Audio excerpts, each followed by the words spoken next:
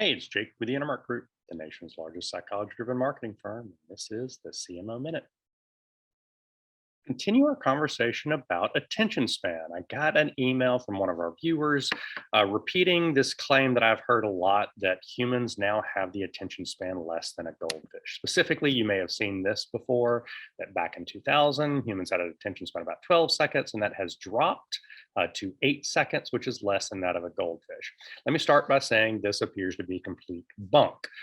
It shouldn't be a surprise that no one has come up with an accurate methodology to determine the attention span of a goldfish, which should have been the red herring that all of the reporters caught on to. And of course, they did not because it's such a great headline.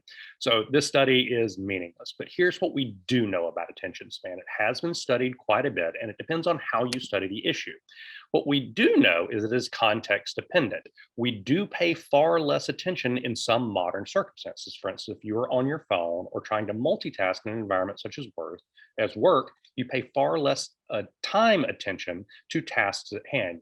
You scan headlines, you doom scroll through social media, and in general, you give everything far less attention. We spend far more time on task when we are reading or watching video content. The lesson here is for marketers is to be context dependent in your overall messaging strategy. So your creative needs to change format depending on where and when and how you're approaching your audience.